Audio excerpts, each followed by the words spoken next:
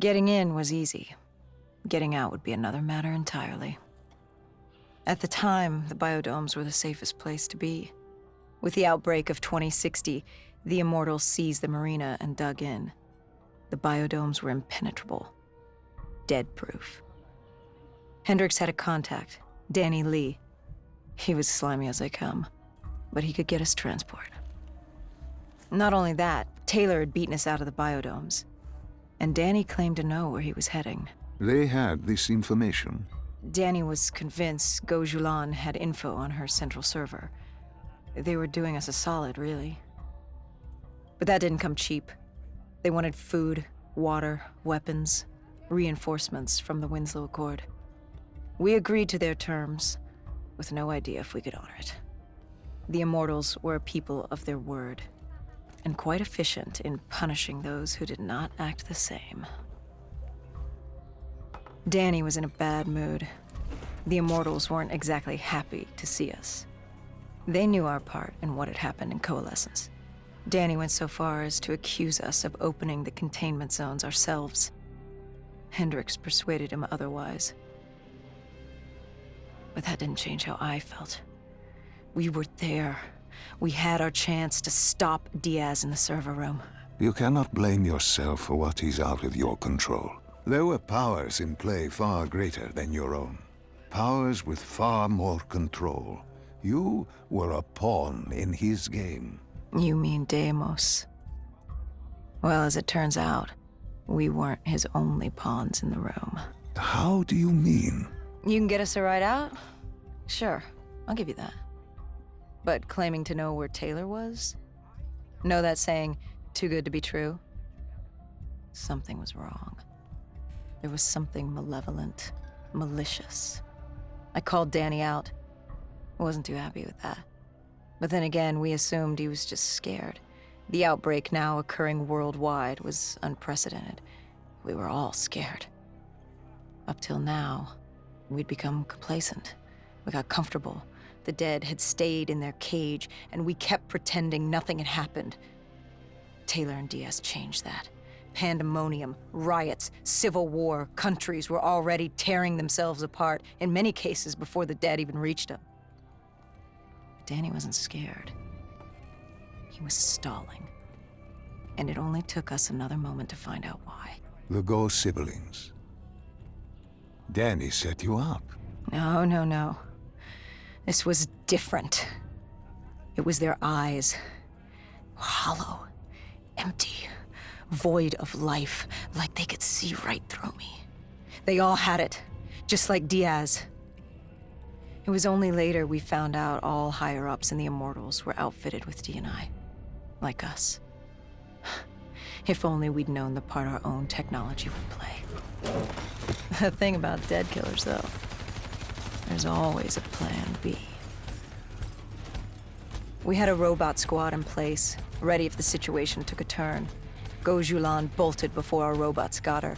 She was headed for the server room in Cloud Mountain, the only place we could put in the call from transport. It became quickly apparent that uninvited guests had joined the party in the biodomes. The dead were flooding into this safe haven. It was about to become hell on Earth. We had to move. We had to get to Cloud Mountain.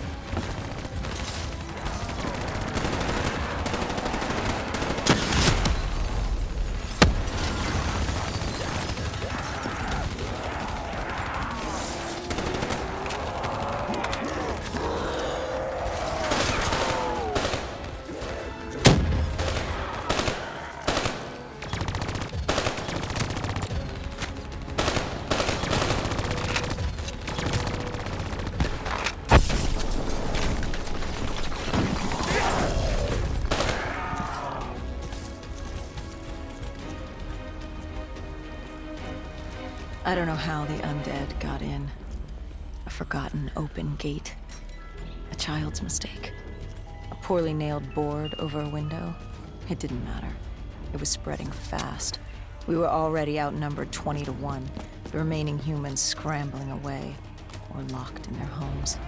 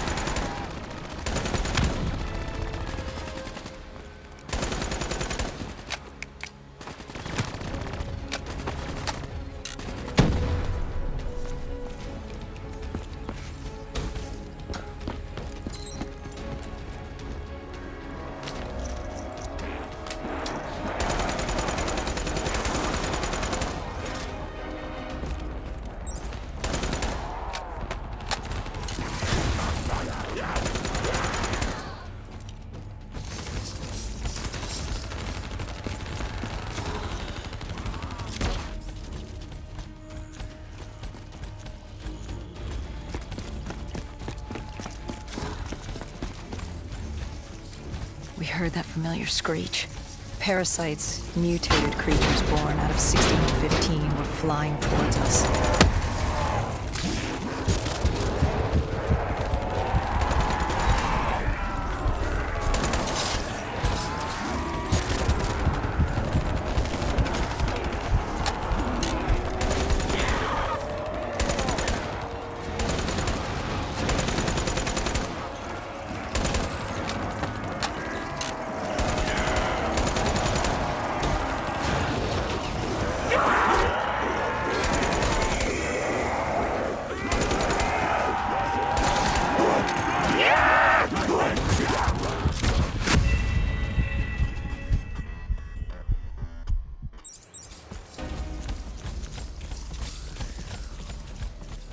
We heard that familiar screech. Parasites, mutated creatures born out of 6115 were flying towards us.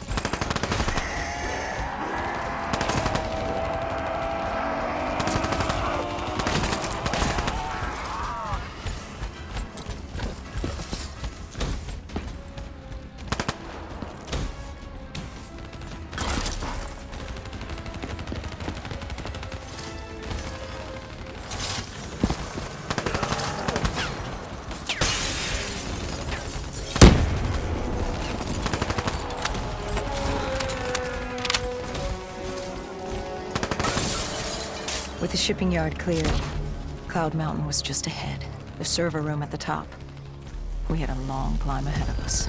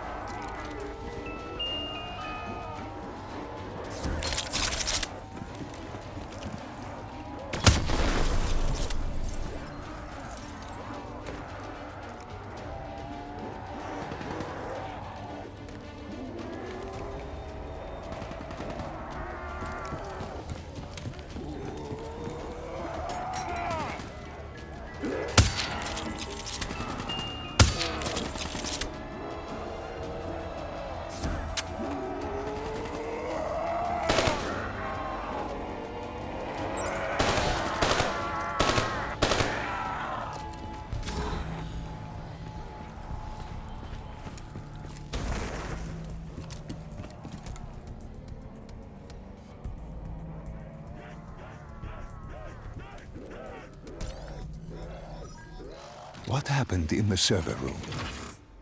By the time we got there, Gojulan encrypted her hardware, locking us out of the central server. Hendricks stepped in, but we were a few seconds too late. Damage was done. Why did she lock you out? It didn't make any sense. Sure, we weren't on the best of terms, but this wasn't her. Something else made her do it. Something was controlling her. The encryption used a biometric hand scan. Hendricks tried to unlock it. But the Go siblings were smart. They'd set up an access system requiring both of their hands for authorization. And her brother was shredded with bullets back in the bar. We could hear the horde coming, and we only had one sibling. But she did have two hands. You chose to cut off her hand. Why? I hoped the biometrics were interchangeable, allowing the siblings to use either reader. If we were calling transport and getting out alive, it had to work. Lucky for us, it did. Hendricks interfaced with the system. He was able to raise WA command. We needed a ride out ASAP. They had a VTOL a few minutes out. Rendezvous was set for the top of the dome. But Hendricks wanted to know what Gojulan had on Taylor. Anything, even the smallest detail, could be helpful in picking up his trail. And that would take some time. And time was something we didn't have. Hendricks searched the archives. I dealt with the incoming horde.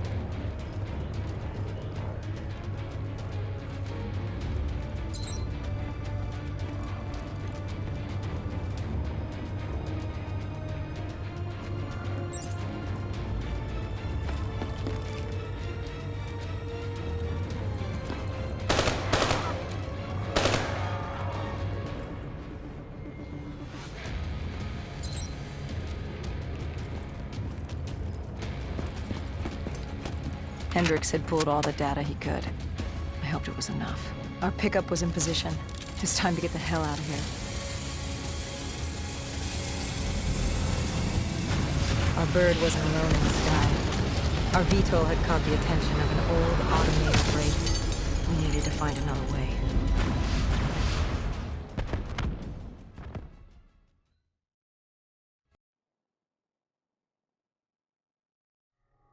This wraith tailing you. It was like the malfunctioning robots you found in different quarantine zones. The kind targeting anything and everything as an enemy. Just like that. Except on a much larger, more deadly scale. And this one was very interested in us. Command had an exit route. Extraction set beyond the swamps. If we crossed the super trees, there were shipping docks where we could commandeer an airboat. It's easier said than done.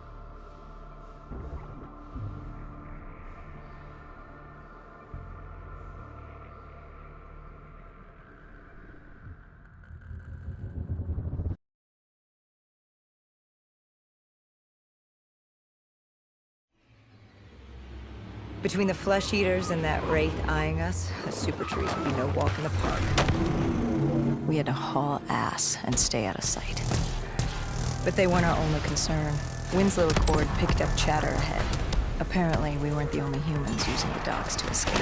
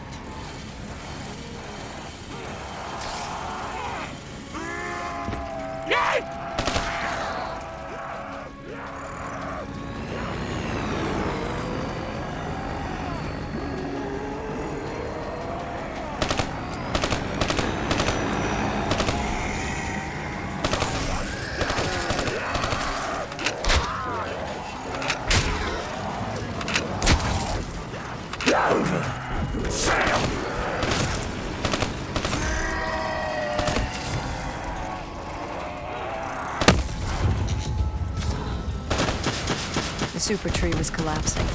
The only safe route to the docks was up. Chatter confirmed that 54 Immortals were scrambling to get out of the biodomes through the swamps.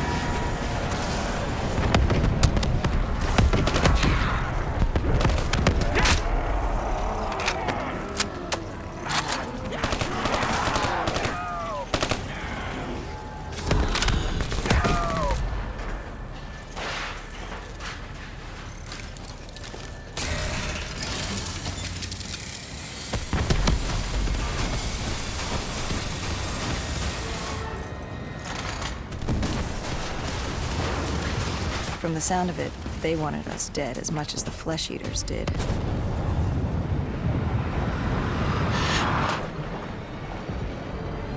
Looked like we were jumping from one bad situation into another.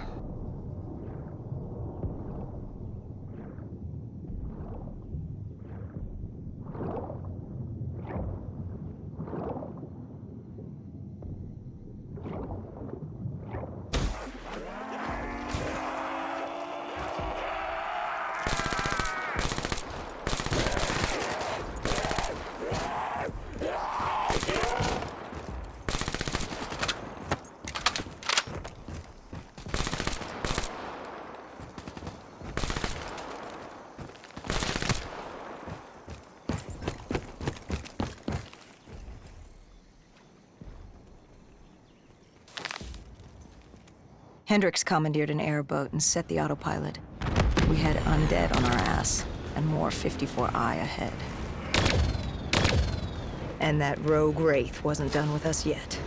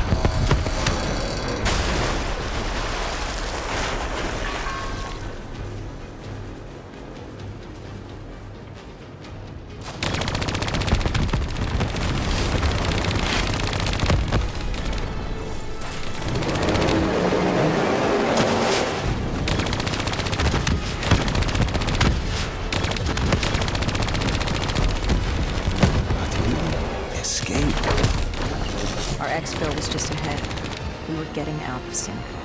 What about Taylor? What did Hendricks learn from the Surf? Nothing. He'd been wiped. Taylor was in the wind. And the virus, 6115, wouldn't stop this time. The Winslow Accord and CDP had been thrown into chaos. We'd lost Hong Kong, Berlin, and Cairo. And it was just getting started. What would come next? How the world would change? There was no way to be ready for that.